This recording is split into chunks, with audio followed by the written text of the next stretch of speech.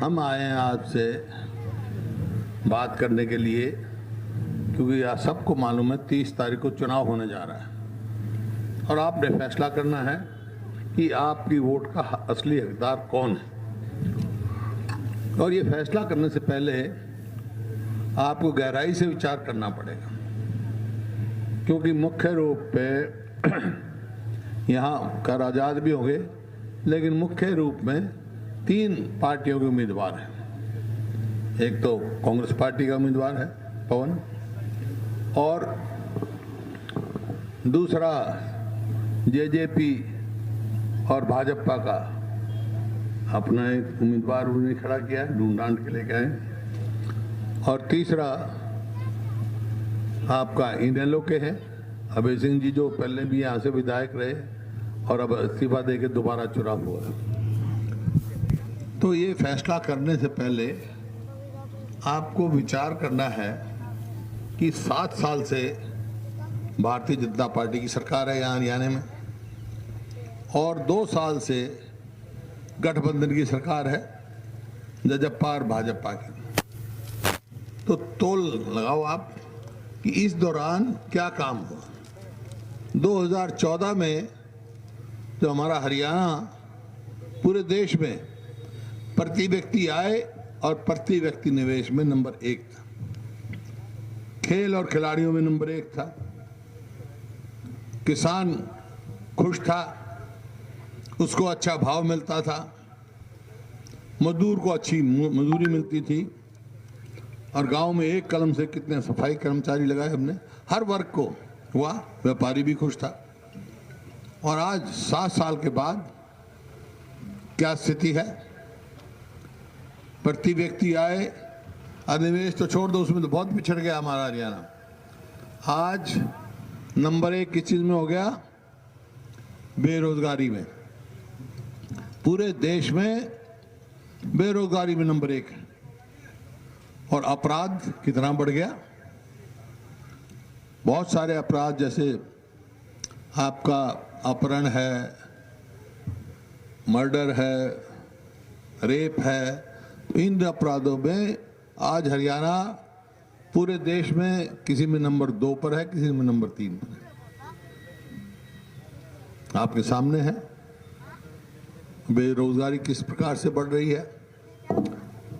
और पहले जो योजनाएं हमारे समय में चलती थी गरीब आदमी के लिए, मान लो कांग्रेस के समय में मनरेगा शुरू किया गरीब आदमी के लिए, आज हरियाणा सरकार करोड़ों रुपया मनरेगा का गरीब आदमी को नहीं देते। चाहे बुढ़ापा पेंशन हो, जो 100 रुपए थी जब हमारी सरकार बनी, बढ़ी, लेकिन आज बहुत सारे लोगों को नहीं मिलती। इस प्रकार से कोई भी एक भी बिंदु ऐसा नहीं है जो इन्होंने लोगों से वायदा किया हो और पूरा किया हो। कहा था हम किसान को स्वामीनाथन का भाव देंगे। स्वामीनाथन का भाव का मतलब यह है, जितनी किसान की लागत हो C2 फार्मूले पर, उससे 1.5 गुना उसको भाव मिले तो स्वामीनाथन लागू होता है। जो वर्किंग ग्रुप का मैं चेयरमैन था, हमारी रिकमेंडेशन है। बहुत सारे काम हमने उस समय कर भी दिया था कांग्रेस के समय में, जिस तरह फसली ऋण है। फसली ऋण हमारी सरकार बनी, उस समय ब्याज उस पर लगता था, जो शॉर्ट टर्म लोन कहते हैं जिसको, 12%, 15%, फिर घटा, और फिर मेरी अध्यक्षता में एक वर्किंग ग्रुप बना और रिकमेंडेशन की गई कि फसली ऋण का ऊपर ब्याज 4% से ज़्यादा नहीं लगना चाहिए, कोई भी बैंक हो। तो पूरे देश में आज 4% है।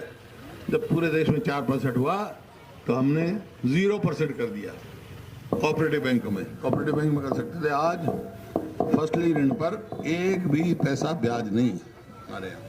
इस प्रकार से किसान के, गरीब आदमी के लिए बहुत सारे फैसले किए हमने। जैसा आप बता रही थी शैलजा जी, लाखों प्लॉट 100 गज के दिए, इस सरकार का एक भी काम ऐसा मेरे समझ में नहीं आया जो हमने खिलाड़ियों के लिए नीति बनाई, पदक लाओ और पद पाओ।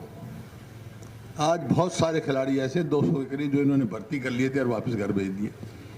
ये सरकार नौकरी छीनने वाली है, देने वाली नहीं है। थारे यहाँ कोई नौकरी लगी हो इस सरकार के टाइम में, बता दो कोई अच्छी लगी हो।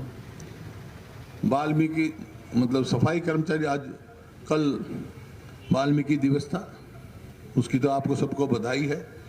लेकिन ये बताओ कि जो हमने लगाए थे उस टाइम, अब ठेकेदारों के भरोसे कर दिए, वो तनख्वाह नहीं देते पूरी।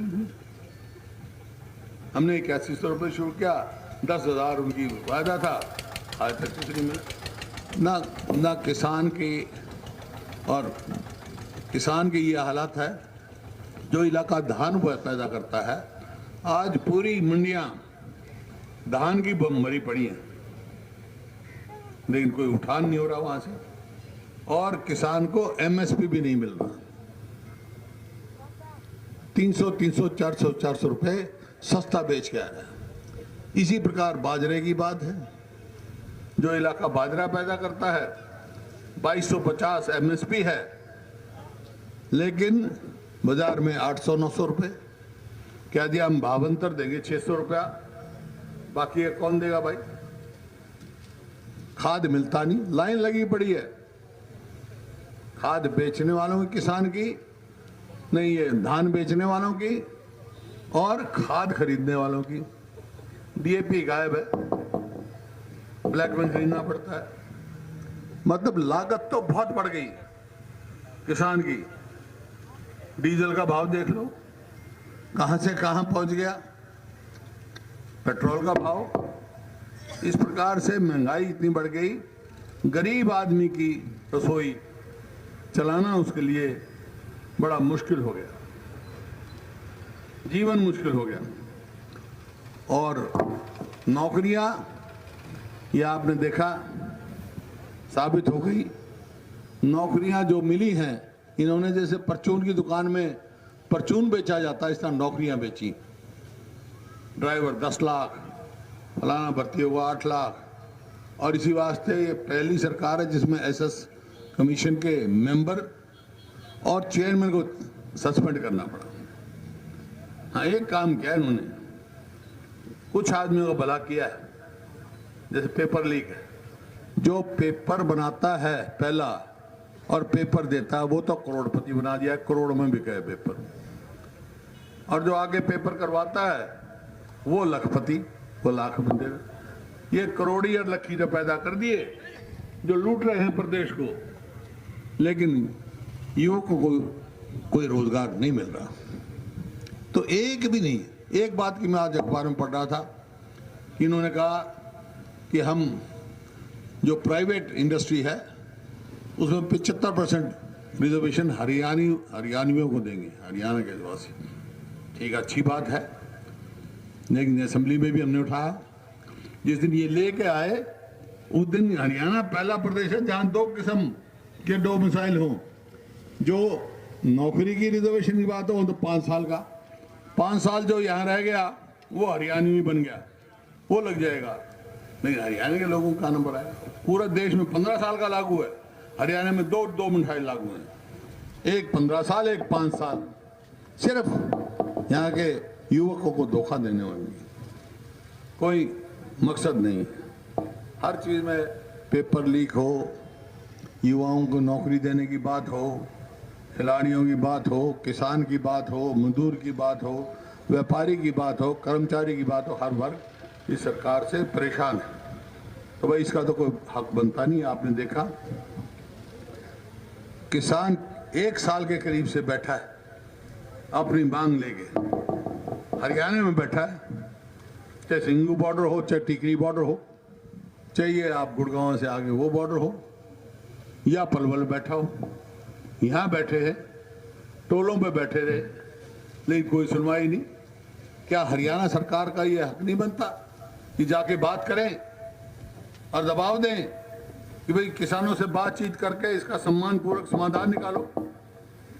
जो ये कानून है ये किसान के हक में नहीं है, लेकिन नहीं, कोई ध्यान नहीं उधर।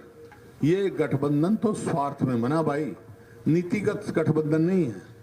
जो जेजेपी बीजेपी का गठबंधन है ये स्वार्थ का गठबंधन है। नीतिबद्ध होता, नीतियों पर आधारित होता तो चुनाव में तो इन्होंने कहा था जेजेपी वालों ने कि बीजेपी वालों को जमुना पार कर दो, और बीजेपी वाला कह रहे थे हम तो अब का 75 पार कराएंगे, 75 सीट लाएंगे।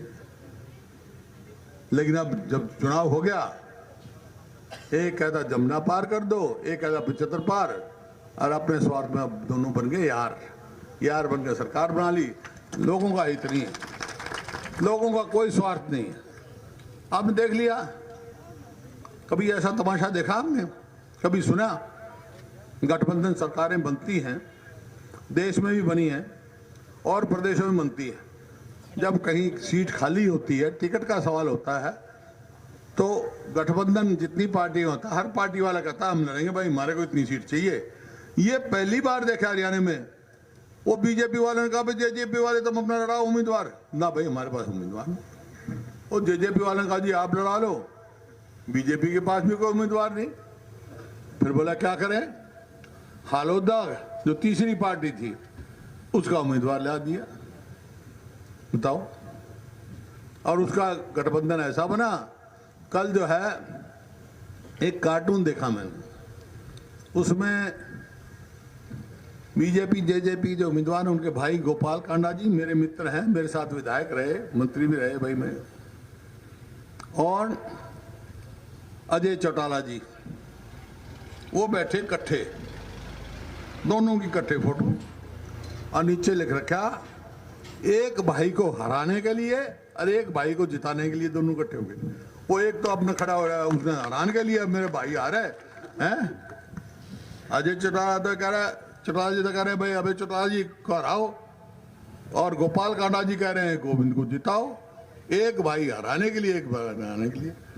ये ऐसे तमाशे हैं, ऐसे थोड़ा चलता है भाई। कोई नीति जो तुमने लाए हो, मैंने कहा था जब ये सरकार बनी गठबंधन की सरकार, हमने कहा था कि भाई हम 2 साल का समय देंगे इस सरकार को, प्रजातांत्रिक उसमें है, लोगों ने बना दी, बन गई, तुमने लोगों को जन इधर उधर करके अपने स्वार्थ हित में बना ली सरकार। 2 साल तक, 2 साल में अच्छा काम करेंगे ये सरकार तो हम कहेंगे अच्छा किया, जो भी काम करेंगे, और नहीं करेंगे तो विरोध करेंगे। तो 2 साल हो गए, आप सब यहाँ बैठे हो, ईमानदारी से बता दो एक भी अच्छा काम करे सरकार ने? फिर किस नाम की वोट मांगा भाई?